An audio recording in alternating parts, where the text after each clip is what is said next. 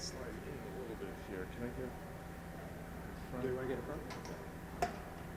Just so everyone's in the Yeah, just be careful about leaning too far to Yeah. your right. Catch your shoulder. Yeah. that So I'll works. look at you. Yeah. Okay. Okay, so I always start, you could tell me Okay. your name and what you do and why I would be interviewing you for this documentary. Tough question. My name is Greg Sorenson. I'm the president of NAGE Local 282, and I represent about 3,000 state employees in the Commonwealth of Massachusetts. These are attorneys, accountants, program coordinators, people who are sort of like mid-management kind of positions in the Commonwealth. And I'm being interviewed today because basically I was bullied about 24 years ago in my work. I worked as at the time, a training director or manager of training for an agency that deals with abuse and neglect of children. And lo and behold, I got a new director, and that person was abusive toward me in her role as director of the unit. And I looked to my union for help, and they couldn't help me. So as it turned out, I was able to stay in my position. The bully was told to leave after a while. That was after half of the unit was decimated, people quit. But luckily I was able to stay, and I swore that I would find language in the union contract or for the union to be able to deal with issues like this. And this was quite a while back. So as Providence had it, I knew the president of the union. He had worked in the unit that I was working in. He was looking for a successor. He talked with me about my interest, and I said, yeah, I'll be interested. I'm interested, yeah. Because of the way I was being treated at work. So this was a real career change for me. But I set about finding language that pertained to the treatment that I was getting at the time. And I found it when Professor David Yamada came to give a talk to our stewards at NAGE. This was about 2008, and David had been addressing our entire stewardship, about 350 people. And he started asking questions and asking people, have you experienced this? Have you experienced that? Have you been feeling this way? Have you been feeling that way? And he said, how many of you believe that you've been bullied at work? And everybody in the room raised their hands, including me. And I thought, whoa. This is bigger than just me.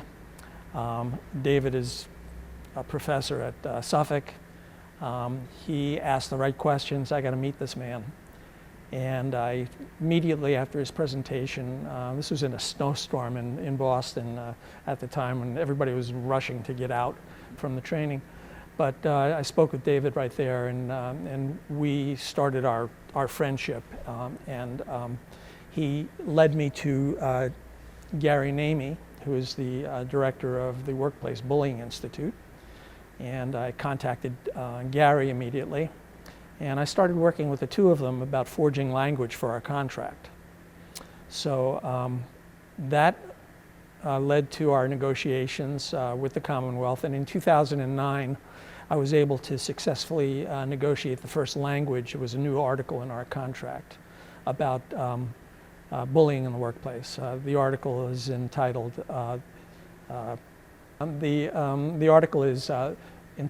Mutual Respect. And basically what it addresses is what are the hostile, humiliating, and intimidating behaviors that are causing the unrest in the workplace. So that was negotiated into our contract. That has been enormously successful.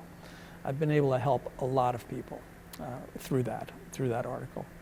It's a lot more work for me because the big part of the work is identifying the situations, the problems in terms that are understandable to others. So my role in as a president and representing my members is to help them be understood to others, so that an investigation will be able to take place, and that investigation will understand the many different factors that are going into creating that unhealthy workplace. And as I said, it's been enormously successful. I've helped well over 150 people so far since 2009. And it's not that the Commonwealth was reluctant at first to change the language or introduce a new article. They feared that it would open up the floodgates. And I wasn't exactly sure about that, but I figured this would be a small percentage. And I was right. It is a small percentage. And the learning effect that came as a result of that the language in the contract has been very, very helpful in preventing stuff from even showing up. So it's both remedial, it takes care of the problems, and it's also preventative as well. And that's much the way that the Healthy Workplace is framed as well. The Healthy Workplace Bill, and I'm hoping that David Yamato will be able to speak to this as eloquently as he always does. But the Healthy Workplace Bill looks at both sides of the equation. It looks at both on the target, the person who's being bullied, but it also looks at and addresses the work side of the bill, which is, and we get a lot of flack sometimes from people, advocates who we're working with who've been bullied themselves.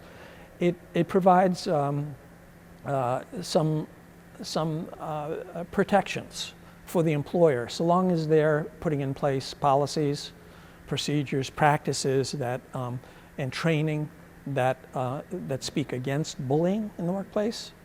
They have some protections under the law, and they should have some protections because they're taking responsibility for their workplace.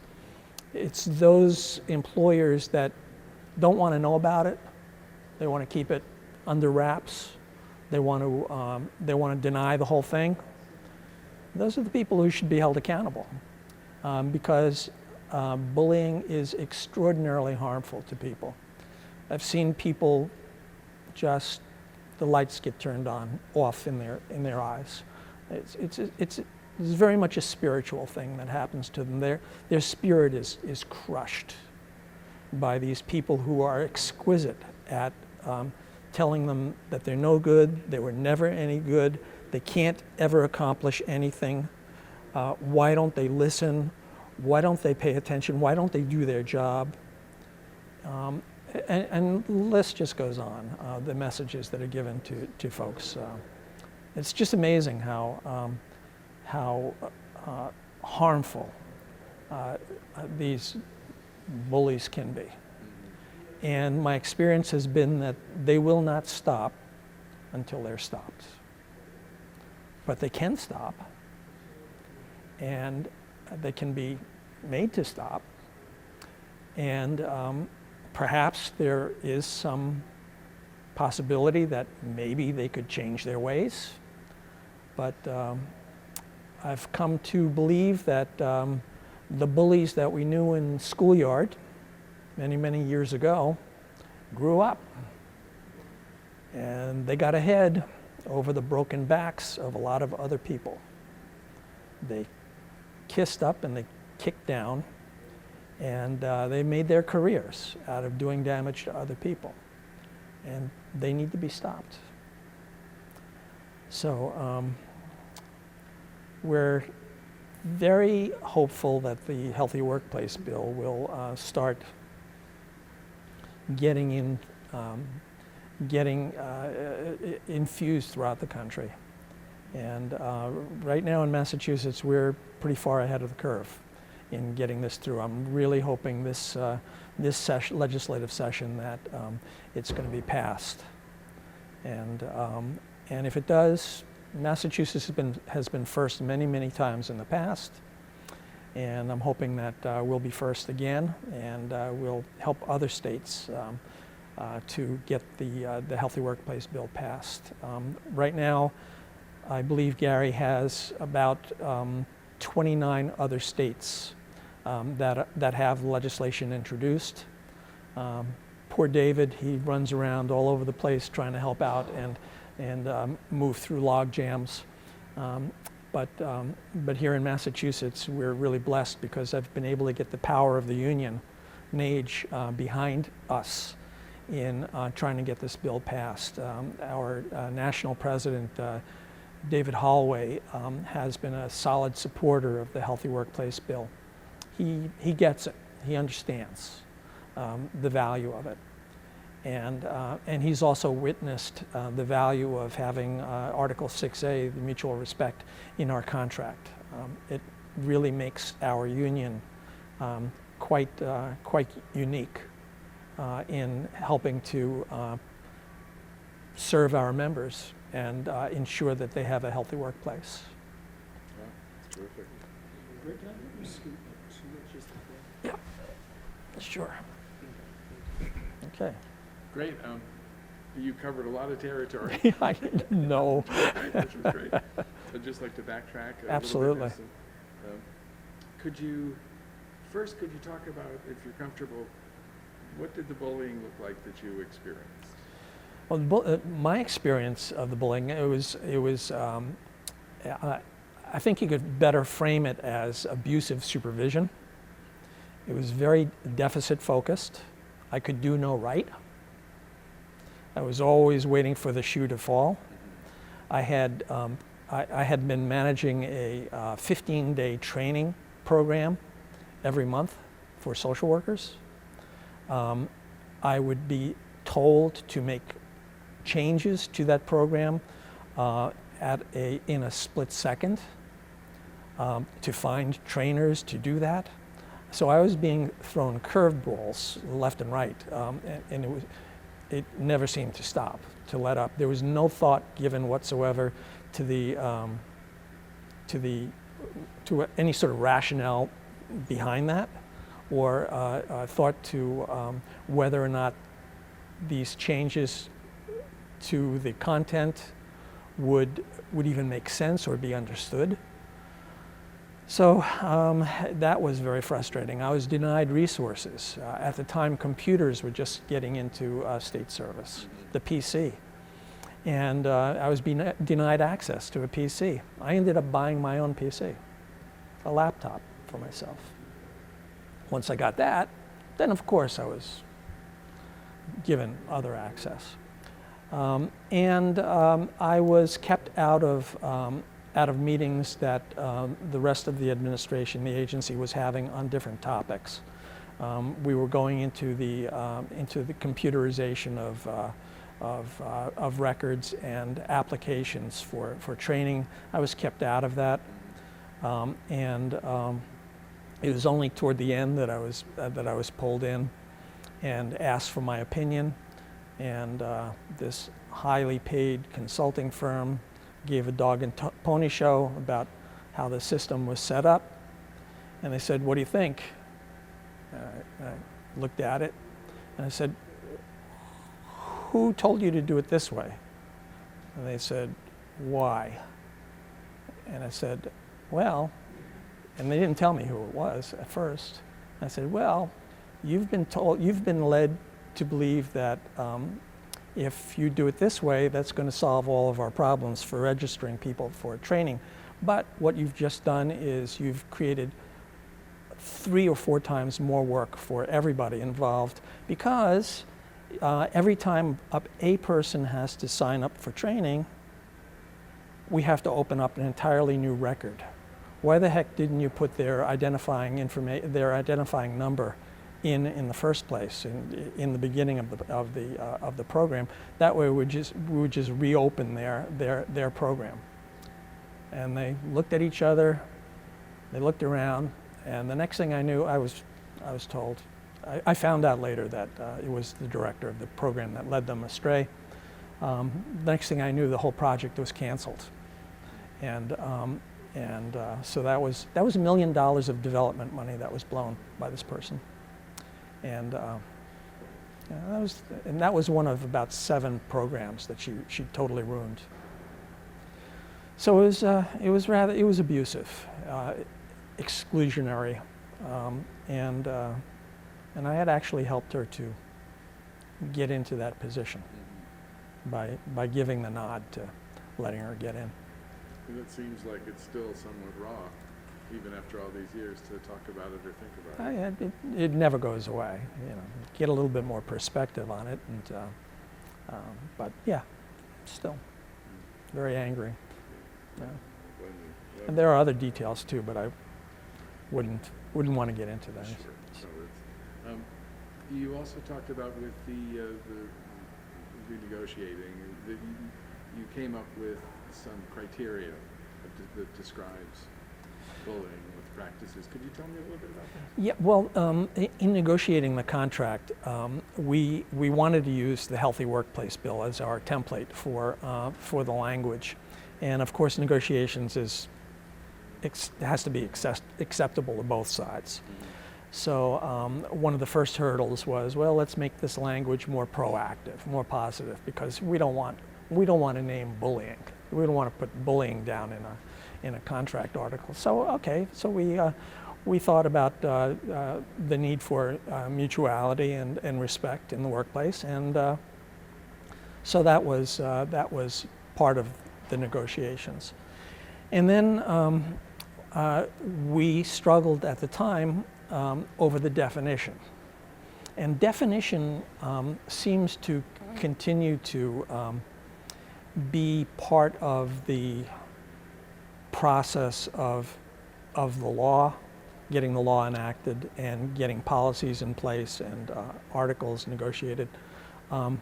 We're dealing with a behavior. Bullying is a behavior, it's not a thing. It's an act. You act by doing certain things. So definitionally, what was more helpful was to describe recognizable clusters of behaviors that we could all agree on. And those 3 clusters were, what are the humiliating behaviors, the hostile behaviors, hostile, humiliating, and intimidating behaviors that are exhibited by someone in authority. And to this day, I still tell people, forget about the term bullying. Forget about it. Because as people complain about what's going on, invariably they latch onto the word bullying real quick. And in doing that, it keeps them away from better explaining what actually happened to them. And that's what I'm always digging for. I'm always digging for what did the person say to you? What did they do? What emails were sent? What memos were given to you? How did your peers treat you? So in what ways were you being treated in a humiliating fashion? And when you start asking those questions, the picture starts unfolding. And once I get the picture unfolding, then I know that I've got something that I can do something with. But to focus on this jargon of bullying doesn't help the process. So having definitions, we have sufficient definition for the bill, for the Healthy Workplace Bill. It's defined well, more than well enough. It's very similar to the laws on sexual harassment. There's more than adequate guidance for people to be able to latch onto. And you said that once you renegotiated the contract, people were saying they thought the floodgates of legal, litigation would open up. Can Yeah. you talk a little bit about that? Yeah. Well, at the time, this was 2008, 2009. The fear in negotiating this new article by the Commonwealth was that they worried, probably that they were doing such an abysmal job in managing people that people would be filing grievances left and right. So, so they thought, grievances, ooh, arbitration, we don't want to have arbitrations, that costs money. So we'll limit it to only going as far as step 3. So that was one thing. So we agreed that, you know, to get the language in the contract, we would limit it to step 3, only to go as far as step 3. Now after several years of having the article in place, I can demonstrate that we have not opened up any floodgates, and I could also demonstrate that we've had so many successes that there's been no need for a clause for arbitration. We've been able to work well enough together to get these situations understood, investigated, understood, and ameliorated. So, without having to go to the judge. You know, I don't want to go to judges. I don't want to go to somebody else. I want to be able to work it out. You know, and that's what labor relations ought to be, about working things out. You said step 3 goes to step 3. What is that? Well, in our contract language, a complaint is filed by a member. And the complaint gets written up and sent over for a labor relations advisor to investigate. So they read the complaint and they set about contacting people in the workplace to investigate the complaint. And then we've recently won a step 3 decision that says that the complaint needs to be responded to, and the union needs to be notified of the outcome of the investigation. That's important. It was always the intention of the article to get that information. We want a proper response.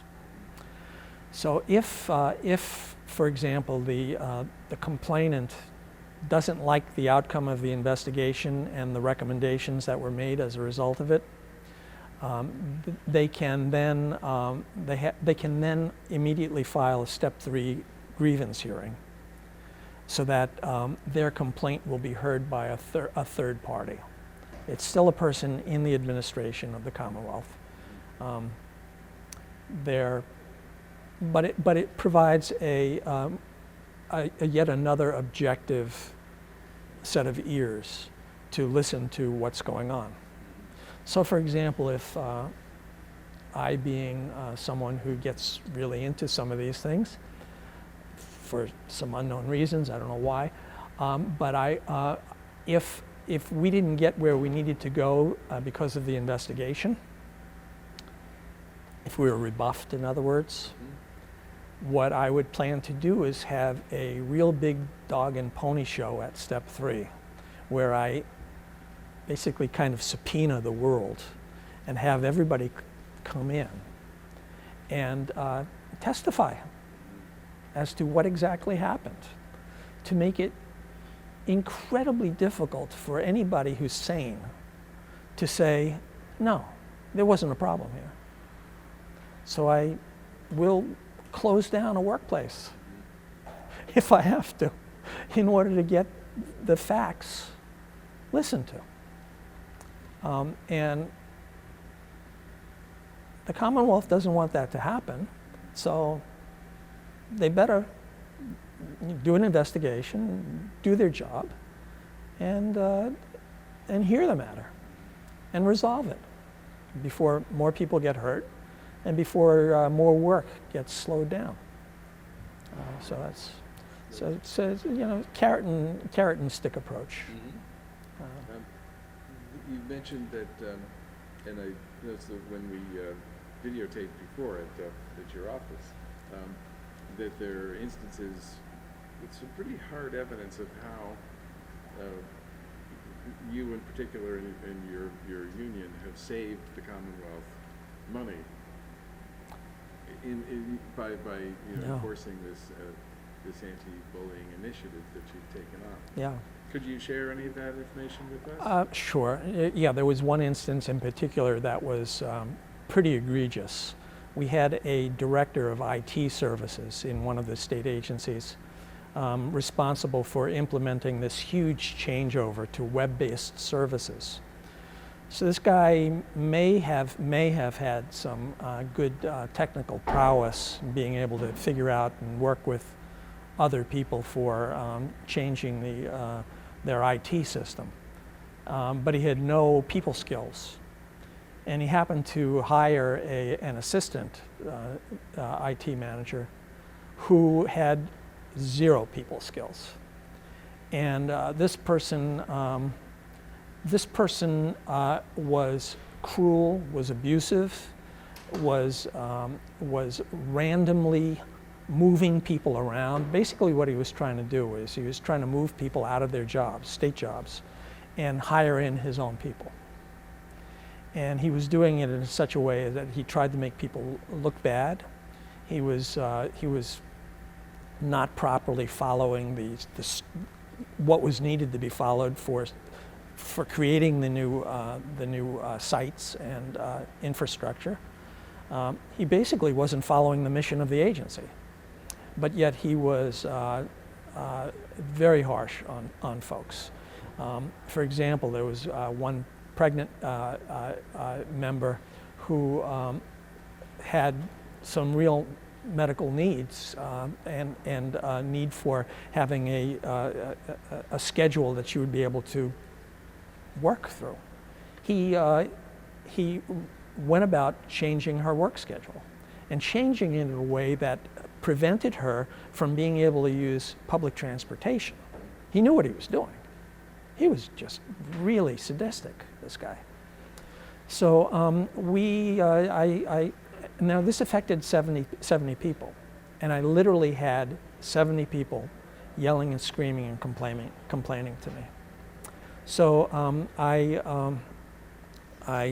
went about gathering the evidence, gathering the facts, and I spoke with their labor relations person, and it wasn't enough information for them.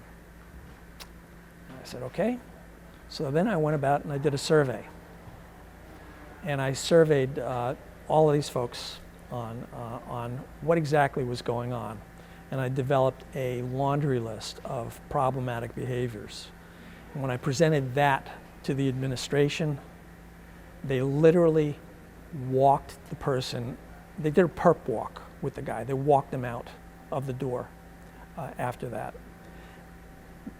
That immediately set the whole IT office back in sync with what they were at risk of losing $11 million in bond money that was allocated. This was under contract with another provider. They were about to lose that money. This put them back on track. They got another person involved in the schedule. That person was perfectly fine.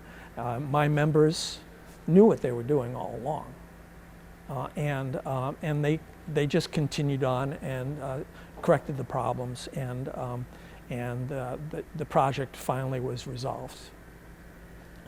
Saving the Commonwealth $11 million. Yeah.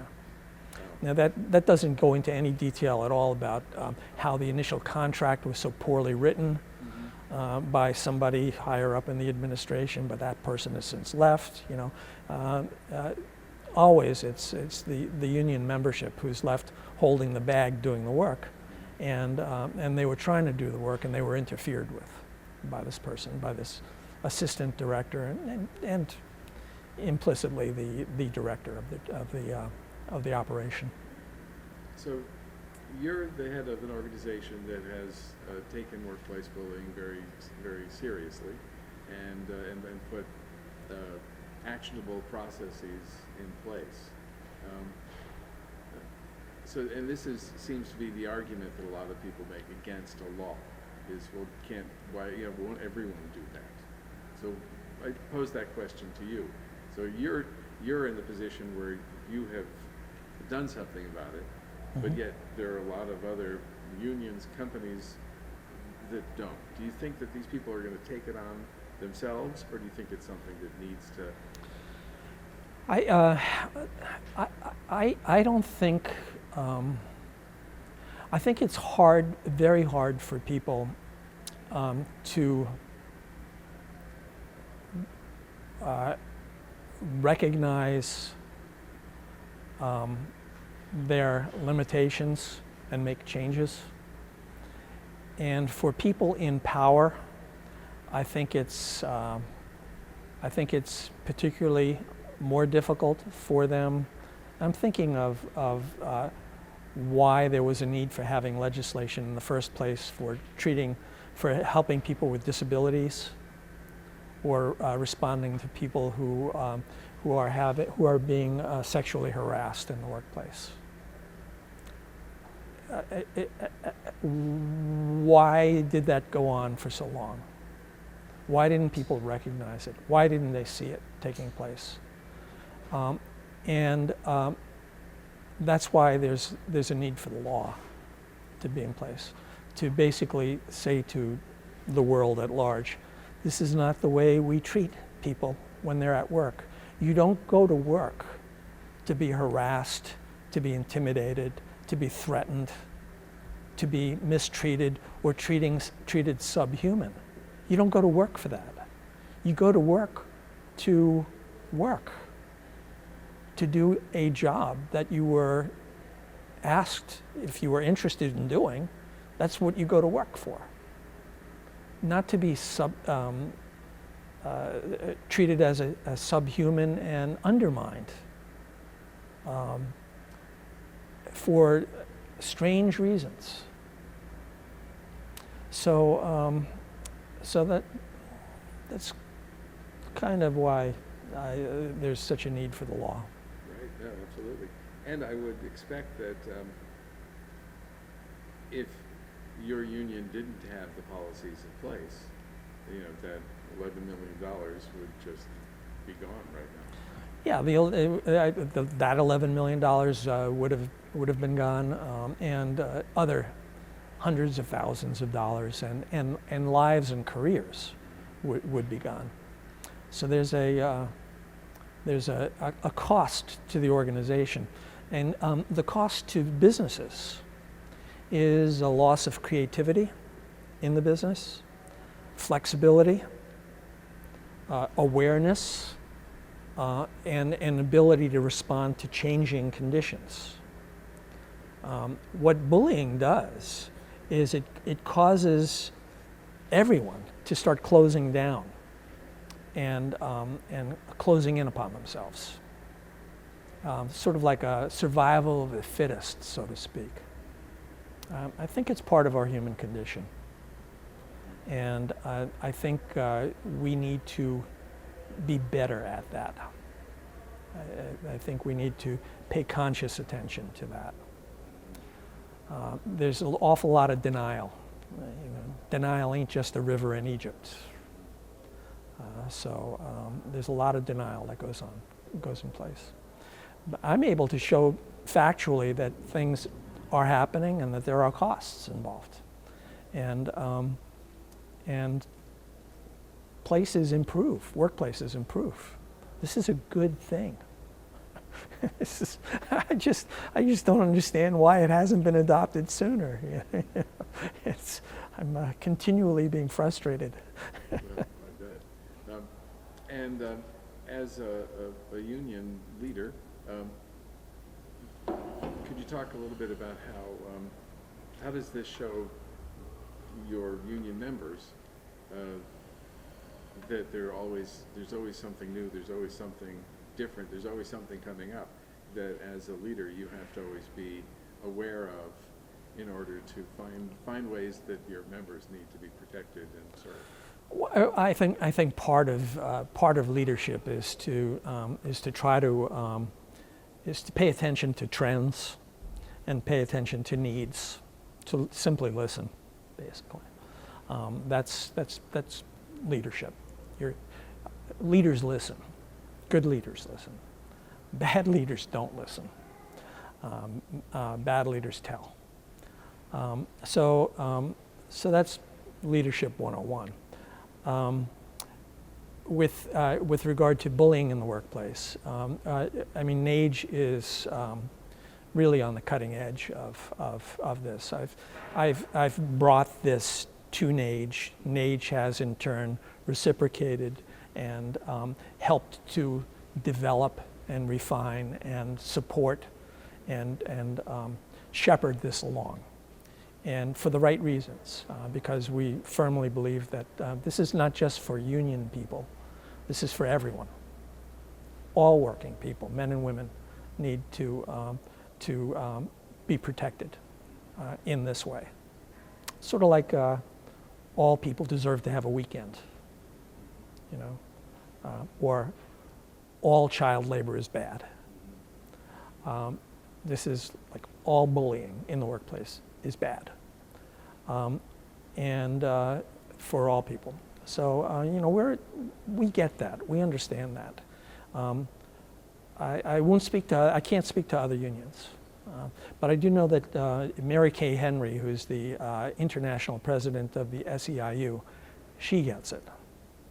And I had the opportunity of being with Gary Namey and with Mary Kay Henry down in Washington, D.C. At the National Press Club in 2012, I think it was. And Mary Kay gave a great speech to the press. And I was really delighted that she got it.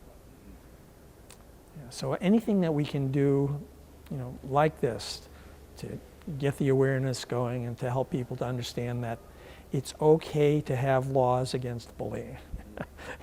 It's a good thing. Is what I'm about. I'll do anything I can to get that, to make that happen. Within my own union as well. You know, I give workshops and trainings. I just gave 2 workshops at our National Executive Board meeting 2 weeks ago, and it was very well received. People really got it, and it makes more work for me because they call me up and say, "Greg, what do you do?" You know? That's great. I'm trying to think, is there anything that you feel that we haven't covered? Is there something else that you would like to say or repeat now that we don't have quite so much noise? Yeah, it worked out good. Well, it's trying to pass the Healthy Workplace Bill has been, I took this on as sort of as education for me, in-house training for myself. I'm not a trained lobbyist, and I was genuinely curious, what does it take to get a bill passed? And holy mackerel. It is really something. I really appreciate the lobbyists that we have, Ray and Jim. They have done so much, and they've taught me so many things about state government and the legislative process. So that's been both frustrating and enjoyable at the same time, if you can imagine. And working with, I'm just very fortunate, and we're all very fortunate to have Professor David Yamada being the author of the Healthy Workplace Bill and understanding so exquisitely the factors and the legal factors and dynamics and that go into creating a law and helping to move the law. And then, of course, Gary Namey, who started off this whole thing because of the way his wife was treated many years ago. A psychologist, a PhD psychologist, being bullied. How can that happen? You know? So he started off this whole thing. So I've gotten to know Gary and David well, and that's been special. That's been good. Very good. That's great. Ken, anything you think we should try and revisit while we've got a little bit of quiet? Doesn't make that much. It's a great question, but there was so much great material in there that I can't Okay. actually even remember a specific thing that we should do again. I mean, it was just, there's so much meat there that we could do the whole thing again. Yes. Right. Well, let it kick around, and sure. I'm certainly always We could available, do- If the noise level was too, because you were terrific, and what you said is. Oh, I hope so. No, I hope it was great. okay. Yeah. Yeah, no, I mean, my position is really unique. I get to do it. I get to, I get to take care of problems, help people out, lead others and instruct others into in what this is all about, work with legislators and in trying to make societal changes. And this is awesome, absolutely awesome. It's just, so this is, it's fun. I could ask a question. Well, let me just. Sure. So the one question that I would ask would be, could you talk about how, have your own personal experiences, has this given you a perspective that helps you understand and the people that are going through this, the other targets, and given you more empathy for this? Well, empathy is a key word here. Empathy is a thread that runs throughout all of this, the Healthy Workplace Bill, and all aspects of what we're going about. My background is in child welfare social work. I was a social worker. I worked with children and families who were abusing, sexual abuse, child neglect, domestic violence, substance abuse. So the core issues involved in all of those things are power and control over others. Power and control over others is behind bullying in the workplace. It's the misuse of power, the abuse of power. It's a big part of it. So, and being a social worker and having worked with so many difficult situations, you either make it through that or you don't. Luckily, I was able to make it through that and maintain my empathy toward others. That isn't the case for many, many people who work in the field of child welfare. High turnover rate, very difficult field. So for whatever reasons, this has kind of everything that I've learned or known in child welfare practice has been readily translated over into this whole area, working with adults.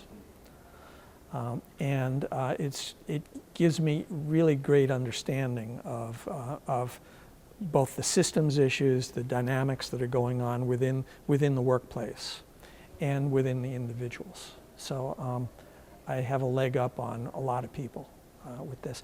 When I went for training with Gary Namey out in Bellingham, Washington, the first afternoon, first day that I was there with him, after about an hour, he started going around asking our small little group, their experience, and he said, "Greg, so what do you think about this?" And I told him, this is what I think is going on with that particular situation. And he looked at me and said, "Okay, you got it." I thought, oh, okay. So we became fast friends, with that. I did understand the dynamics that were going on. So that's been very helpful. It's what's been a challenge to me is getting other people to understand. Legislators, politicians, agency heads, people like that, and trying to learn and understand why they might be so hesitant to start looking at it. That's been hard. That's been frustrating. Yeah, it does seem to be way off a lot of people's radars, and yeah, I mean, a lot of people, as I'm finishing the interview, people that didn't really get it, all of a sudden at the end of the interview, they're saying, "Oh, yeah, now that you're mentioning this, they start thinking about and situations from their past in this context of bullying, and Yeah. you can almost see a little light up. Yeah. So I have to be very patient. I find myself having to stop myself because I want to reach out and say, "Don't you get it?" But you can't do that. You can't move people that way. They especially legislators. They'll use their power. Mm-hmm. No. Wow, I think that was terrific. Unless there's something else you want to add, I think that's. Not at this point. So. Quick. Oh yes. So how, and you can pretend I'm Jay is me. How do you draw a line between mismanagement and bullying? Because they could kind of look alike sometimes. Mismanagement versus bullying. Well, you're looking for a number of indicators, and one of the biggest indicator is that the person who is doing this mismanagement is overstepping their bounds, their authority, and two other things: not being in sync with the mission of the agency, or what the core work is about, or what the agency is trying to accomplish or get across to the public. So they're out of sync with that, and they're out of sync with that because the world revolves around them. That's why. It's all about them. It's not about the worker. It's not about the agency. But they're really good at telling the agency head, "Oh yeah, everything's great. Everything's working out. Yeah, oh yeah, we're right on line." So very often agency heads don't know that some of this stuff is going on. Then the other thing is this sense of the lack of empathy toward others. Any empathy that if you really press some of these bad characters, the empathy is all directed back at themselves. It's a reflection on themselves. They feel bad. It's their feelings. It's their authority that's being challenged. It's their not being listened to. It's their not being understood, not the other person. So empathy, again, is a core thread, and not really being in sync with the core actions of the agency. And when you start picking apart the scenario, the context of the bullying, and you look at it in look at things in behavioral terms, it becomes much more clear. So for me, it's really important that anyone who does the investigations of these 6A complaints knows what they're doing and is able to do a good investigation. I spend a lot of time helping my members to define things or write things up in ways that are going to be behavioral and understandable to others. If you put a lot of time into that up front, it makes all the rest of it a lot easier and flow better. Yeah, because it also sounds to me like, of course there's always the argument of incompetence, so, in terms of the manager, but it seems that a lot of these bullying stories that I've heard from targets, the bullies or the managers overstep the bounds of traditional business relationships. Yeah, and that speaks to the abusiveness. When Gary Namey coined the term workplace bullying, or used the term bullying, he did so because it was easily recognizable by the majority of people. Most people were able to say, "Yeah, that's a bully," or so, and that phenomena persists. You know a bully when you see a bully. It's kind of that simple.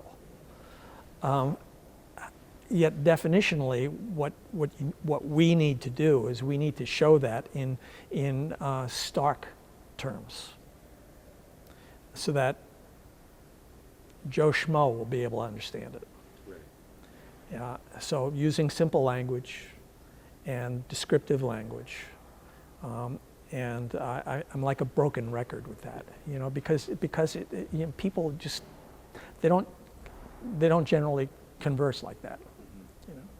Because it also seems that they're, you know, one would think that a typical business relationship, you don't call someone at home and complain about something or give them, you know, there are some boundaries that are somewhat understood by, you know, people as being within the scope of business. Mm-hmm. It seems that these bullies frequently live outside those boundaries.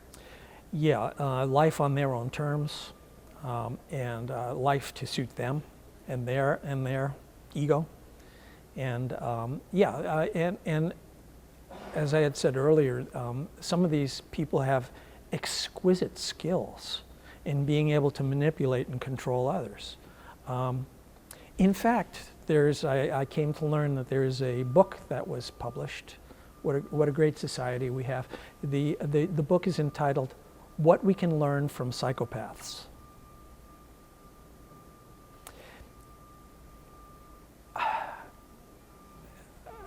I think that says more about our society than it says about about good management.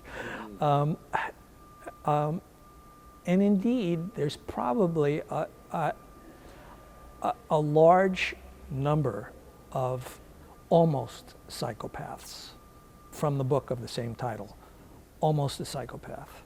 There are a large number of people who are extraordinarily self-centered, having no empathy, no concern whatsoever for others, and they're only about themselves in getting ahead. And that's it. That's what they're all about. I've seen a few of them. They are a sight to behold. I can't for the life of me learn from them. Just don't have it in me. You don't have it in you. This is, I think it's probably genetic for some of these people. Right, or chemical, Yeah. Sociopaths. Sociopaths, almost sociopaths, almost a psychopath. And neither is really a word that's, you know, it's not official. It's not a diagnosis you can make of someone. They have social disorders. Well, I'm not a licensed clinician, so I Right. can't do that. Yeah. I am a social worker, a licensed social worker, Right. so I can speak to it a little bit. But it's not the kind of language that is used in businesses. You know, they don't pay attention to that kind of stuff. You know, it's what am I going to be able to do to get through the next crisis, kind of thing. How are we doing time-wise? I think we can, you mean like clock time or No, tape no, time? tape time. I think we've got about 12 minutes. Okay, great. If I'm reading the counter correctly. Yeah. There's an interesting TED Talk on this about sociopaths and psychopaths. I bet there is. You know, as managers, and you know, it talks quite a bit about bullying and Does it? yeah. Ah, excellent. And the person actually estimates that 10% of the population suffers from some sort of social disorder that would you know, be commonly referred to as sociopath or psychopath. Yeah, Ron Schulman from Harvard University wrote a book called Almost a Psychopath. And he looks at the dynamics and the indicators of psychopathy. And his estimate is that rather than there being a hard and fast 3% of the population that are true psychopaths, that there is probably about 15% of the population that is almost a psychopath, meaning that the only thing that's keeping them from the diagnosis is being caught. And that's scary. Now, I've run across a couple of people who I think are almost psychopaths, and they are a sight to behold.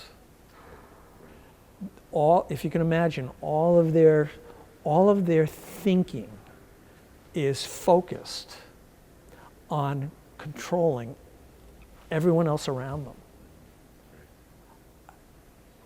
them. And there's research to show that this has a genetic component, that there's actually a deficit in the ability of the person to empathize with others.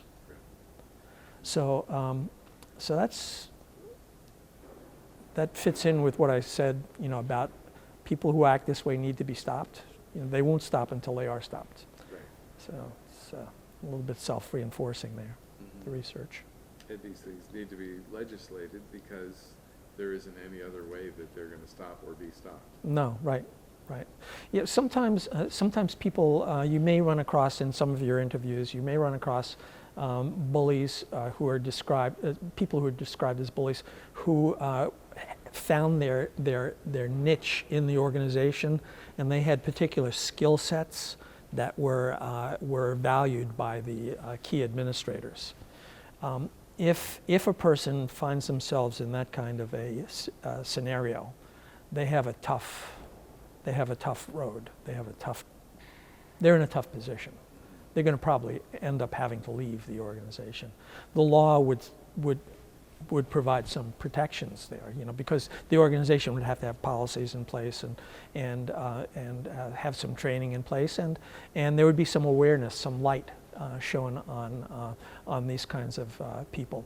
But again, some people are really good at getting ahead over the broken backs of others, and I see very often in abusive management situations this pairing of a head of the agency who doesn't want to be a bad guy. He doesn't want to act like a bad guy.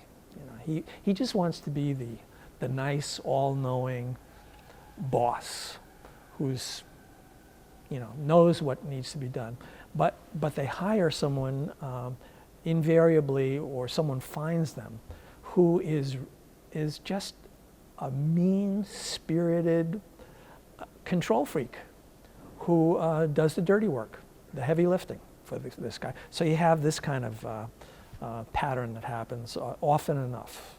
Right. The good guy and then the good guy's henchman. Yeah. Well, it's yeah. Good cop, bad cop kind of thing. Yeah. It is. I mean, I've seen it several times where you have a head of an organization who's, especially in artistic organizations or other things, who comes across as being, Yeah. wonderful and everyone loves him, and he's like an uncle or a favorite, grandparent or something. But their right-hand people are just the worst, most miserable, Yeah. mean, nasty folks who, I don't think it's accident. I don't think it's by accident. Yeah. I suppose it's a step up for some of these folks to recognize their deficits and say to themselves, either consciously or unconsciously, well, maybe I need someone who's going to be able to do this for me. I guess that's a step up from someone who just says, I want to hire someone that's going to be just mean and dastardly toward my employees, as though that's the way you treat everybody. Mm-hmm. Right? It's quite a wild and wonderful world out there. Great. I think that we've more than covered everything. That was terrific. Okay. Well, we're up some quiet tone. Sure.